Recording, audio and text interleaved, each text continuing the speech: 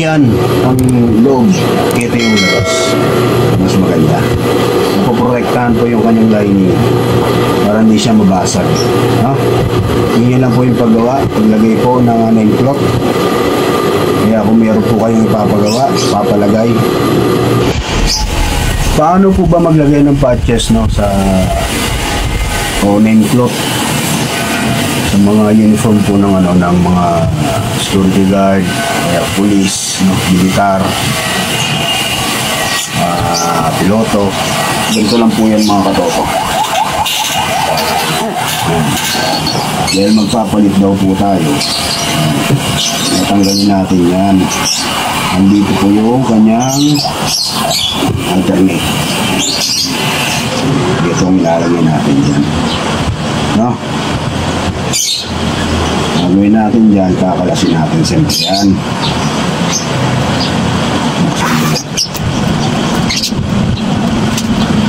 Baklas. Dahan-dahan ng baklas na matutulitin tayo.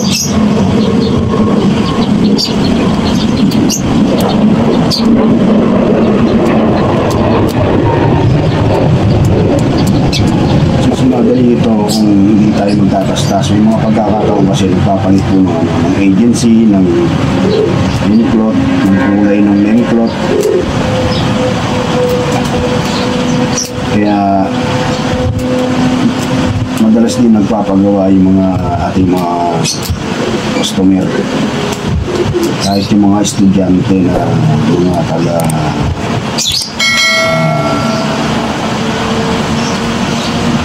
seaman, yung mga nautical lang inaaral, kahit custom, meron din po ito. Madalas po meron tayong ganyang customer, pero karamihan po guardia. Lagyan lang po natin dito yan, baka kailanganin po niya yan, baka ibalik nyo sa inari. No? Lagyan lang po natin yan.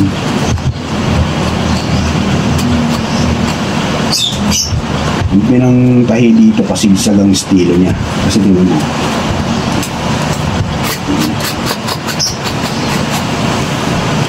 pasigsag, ganyan yan, no?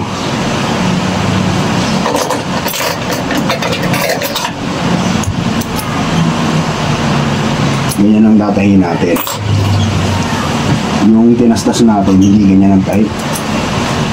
Kasi madali siya nakuha. Hindi natin napansin kanina na hindi pala sigisag ang tahi niyan. Ito ipapalit natin mga katoto. Liamoso MP.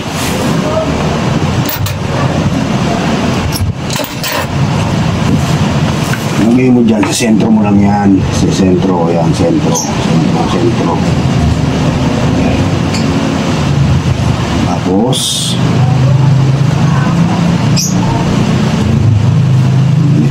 okay, pa. Sa sentro mo lang. Sinahatak yan eh.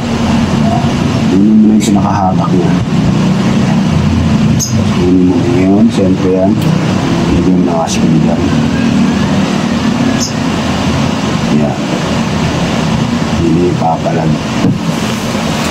At kung kulay blue yan, kulay blue na kung natin.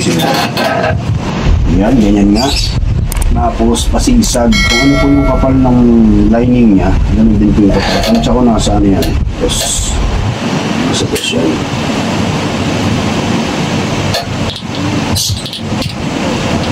Ang ulo siguro. Try natin sa ulo.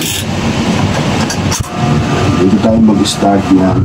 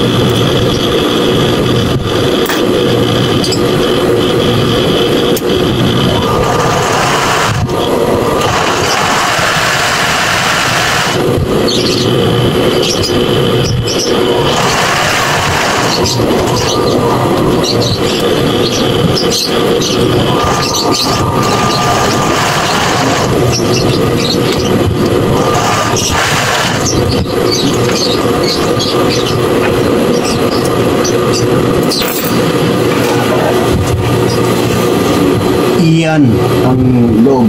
Ito yung labas. Mas maganda. Napoprotektahan po yung kanyang lining para hindi siya mabasag. No?